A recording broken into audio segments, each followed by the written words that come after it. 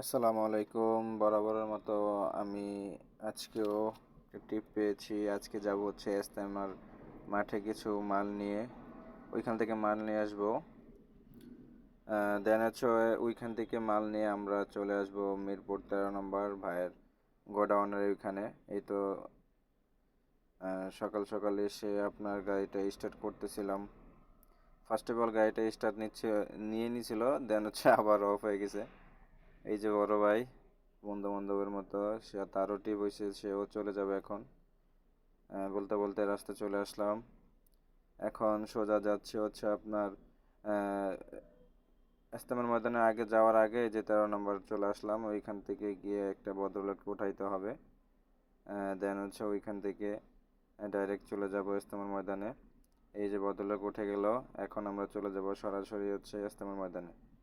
Metro রেলের রাস্তার নিচ দিয়ে চলে যাব। ওদিক দিয়ে প্রচুর জ্যাম পাবো, যেহেতু শর্টকাট মারতে হচ্ছে। শর্টকাট মারার পরে চলে যাব। এখন চলে আসছি হচ্ছে আপনার মেট্রো রেলের নিচ দিয়ে দিয়াবাড়ির রোডে। দিয়াবাড়ির জায়গাগুলো খুবই সুন্দর, আমরা দেখতেছিলাম। তারপরে চলে যাচ্ছি, দেখতে দেখতে অনেক দূরে গিয়ে এলাম। আর একটু পরে কাছাকাছি চলে আসলাম। জায়গাগুলো খুবই সুন্দর,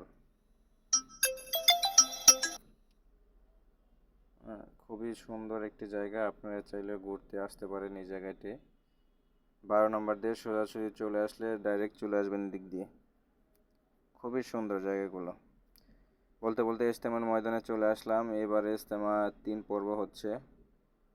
ফার্স্ট অফ অল আলেমদের হয়েছে, দ্বিতীয়টা আলেমদেরই হচ্ছে, তৃতীয়টা আপনার সাতপন্থী নামে ওনারা করবে 14 তারিখ থেকে।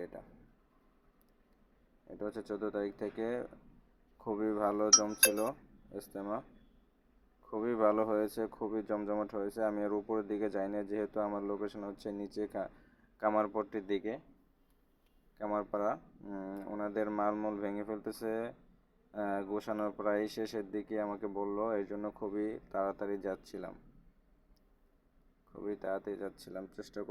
চেষ্টা করতেছিলাম খুবই তাড়াতাড়ি যাওয়ার জন্য। তারপরে চলে আসলাম, কাছাকাছি চলে আসছি। এখন ভাইয়ের দোকানে চলে আসলাম। হ্যাঁ, ভাইয়ের দোকানটা আরো জামা কাপড় দিয়ে ভরা ছিল। উনি বেসিক্যালি হচ্ছে আপনার এখন পাঞ্জাবি আর হচ্ছে আপনার টি শার্ট গেঞ্জি নিয়ে বসছিল। তারপর চলে আসলাম মাল নিয়ে চলে আসলাম।